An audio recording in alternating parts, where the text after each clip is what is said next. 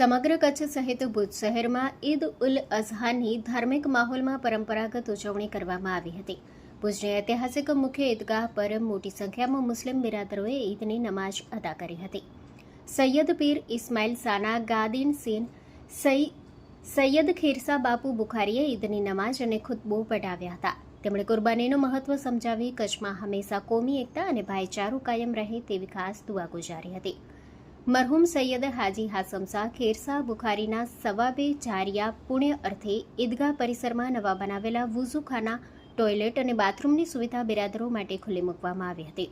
મુખ્ય ટ્રસ્ટી સૈયદ હાજી હુસેન શાહ સાજન શાહ બુખારી, મદદનીશ ટ્રસ્ટી સૈયદ લતીફ શાહ બુખારી સહિત ઈદગાહ કમિટીના સભ્યો દ્વારા નમાઝની વ્યવસ્થાઓ સુચારુ રૂપે કરાઈ હતી, જેમાં પોલીસ પ્રશાસનનો પણ પૂરતો સહયોગ સાંપડ્યો હતો। આ પ્રસંગે અનેક અગ્રણીઓ અને મોટી સંખ્યામાં સમાજના લોકો હાજર રહ્યા હતા।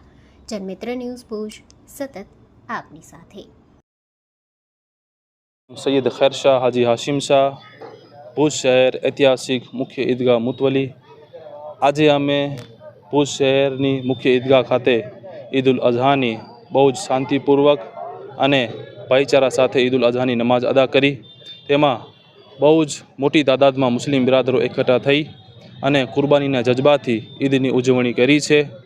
ઈદ ઉલ અઝહા આપણને હઝરત ઇબ્રાહીમ અલૈહિસ્સલામ અને હઝરત ઇસ્માઇલ અલૈહિસ્સલામ એમનો અલ્લાહ તબારક વ તાલાના હુકમનું પાલન અને એમની કુરબાની કરવાનું શીખાવે છે। અને આ તહેવાર ફક્ત ખાલી એક જનાવર કુરબાન કરવાનું નથી, બલકે આ તહેવાર આપણને પોતાનું અહંકાર, દિલમાં જે નફરત છે એ અને જે બુરાઈઓ છે એને પણ કુરબાન કરવાનો સંદેશ આપે છે। ત્યારબાદ નમાઝ થઈ ગઈ, ત્યારબાદ મેં દુઆ કરી, જેમાં ખાસ કરીને આપણા દેશ માટે પણ દુઆ કરી કે આપણા દેશમાં ભાઈચારો અને અમન રહે અને આપણા દેશમાં શાંતિ જળવાઈ રહે અને આપણા દેશને વધુમાં વધુ તરક્કી મળતી રહે। હું મારી સૈયદ સમાજ વતીથી તમામ દેશવાસીઓને ઈદ ઉલ અઝહાની ખૂબ ખૂબ મુબારકબાદી પેશ કરું છું। તમામ દેશવાસીઓને ઈદ ઉલ અઝહાની ખૂબ ખૂબ મુબારક। વાલેકુમ। पहले तो सर्व कच्छवासीओ, गुजरातवासीओ, भारतवासीओ અને વિશ્વવાસીઓને બકરીદ પ્રસંગે હાર્દિક શુભેચ્છા। અલ્લાહને અલ્લાહની જાત બધેને શખ્સિયત આપે અને શાલીનતા, સદ્ગુણ અને સાદગીને પ્રેરણા આપે એ દિવસે, આજની દિવસે દુઆ છે। ખાસ કરીને બકરીદનો મતલબ જ એ છે કે કુરબાની એટલે કે તમને મને ને આપણે સૌને ખબર છે કે કુરબાની કેને કહેવાય, કુરબાની કેવી હોય।